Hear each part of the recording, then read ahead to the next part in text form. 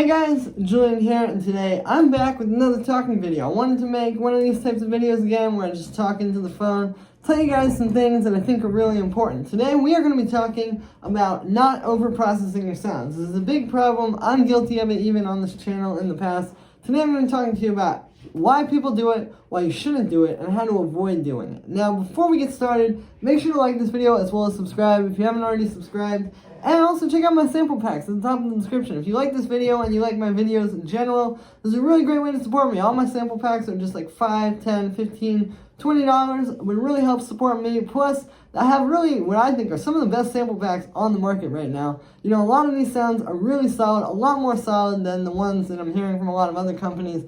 And it's going to play into what I'm talking about today, about getting really good sounds that you don't need to overprocess. So the link to that is at the top of the description. Again, really helps support me if you guys enjoyed these videos. Plus, in my opinion, these are some of the best samples on the market right now. And let's dive in. So, the first point that I want to make here about overprocessing your sounds is essentially just like, I think, sort of a misconception I want to clear up. Now, when you go through a lot of these sample packs, when you listen to a lot of different samples that there are on the market, you say to yourself, okay, this kick is alright, you know, it's a little bit soft, but it sounds like an 808 kick, or it sounds like a 909 kick. So that's all that matters, right? Like, where it's coming from.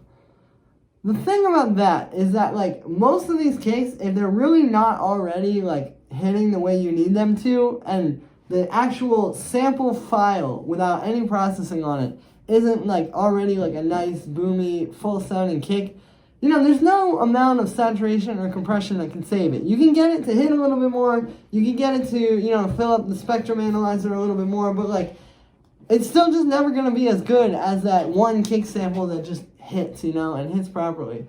And I think that this is, like, a really big misconception. Like I said, you know, I think that a lot of times when you go through and you see that, you think, oh, okay, well, it's in the sample pack, so it must be good enough to use in real music. It's just that I have to do this and this to it. But the truth is, most of these sample packs out here really aren't that solid. Like, they know what they're doing, and a lot of the percussion sounds and different, like, hi-hats and stuff like that are really good. When it comes to, like, kicks and snares and claps and, like, the main hi-hat, like, in house and techno, stuff like that, a lot of the sample packs aren't actually that great. And you really need to be able to, like, understand what makes a really good kick going into it. So, like, and that's just with kicks, you know, that could be any sound, but, like, for example, with kicks, like, getting, like, one that's a lot more boomy and not just one of these little, like, kicks, you know, or getting a kick that has, like, a lot of click to it, but also has that bass in there, and, like, being able to really pick up on that. And that goes to studying reference tracks and studying tracks that you like, that sound really good and really professional, and understanding what's going on in their kick.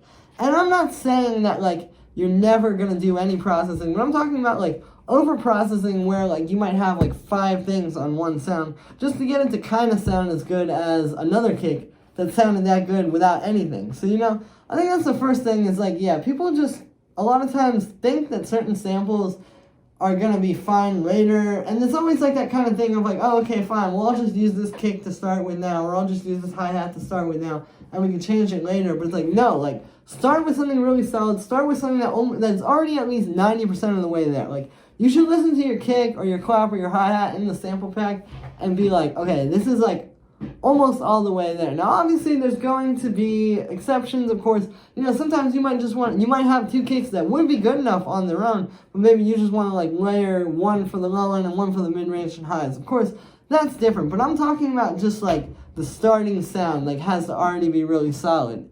And yeah, so that's the first thing, is, like, just using sounds that don't really need the overprocessing. The second thing about this is that leveling things out is a lot more powerful than you would think. And what I mean by this is, like, you know, we're kind of taught to think, like, okay, if you want to mix 2 sounds together, you know, like, say you want your kick and your bass line to sound good together. Well, you may have to put, like, a little bit of compression on them together. You may have to put a little bit of saturation on them. And although that stuff, you know, can glue things together and make it fit together, really, all you're doing with that is just kind of adjusting, like, how they're going to interact. And ultimately, you're just controlling the volume. So that's the thing about that, is, like, you need to keep in mind, the volume is the most powerful effect, right? Like, if your kick and bass line aren't mixed right, well, maybe just try turning the bass line down a little bit and turn the kick up. Like, just really playing with that, because a lot of times, like, what makes a sound work best in a track is, like, you know, if you play it side by side with another sound at the same level, it might not hit as hard, but then because you've mixed the other thing a lot quieter, like say your bass line here and your kick right here, well, if they were both at 0 dB, your bass line might be like up here. But because you have your kick at this level and your bass line here, you know what I mean? Like, that is so much more powerful than just like, oh yeah, I put this magical compressor plug-in that magically glues, like, don't worry about that kind of stuff. Because if you just have good sounds and you're leveling them out right, you're not going to have to do too much with that.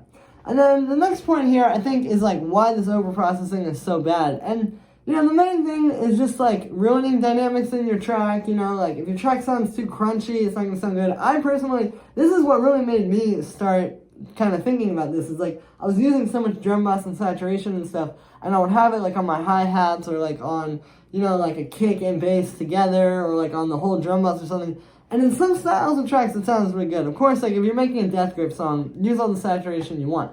But in terms of like this, like I was trying to make these like 128 BPM like main room techno tracks, and it's like it was just too crunchy. It was too like it had the fullness. It was hitting as hard as other tracks, but it had the extra crunch on top of that. So it's like if these other tracks can get their stuff to sound so good without having all that extra crunch, then obviously like it's unnecessary. Like you don't need that, and you can do it with just the levels. So like I really think it just goes back to like a lot of times the best track is just the one that sounds the cleanest, you know? And something that I've also learned is like as you get better at music, I think what people think is like, okay, the first day you start producing, you only use one effect.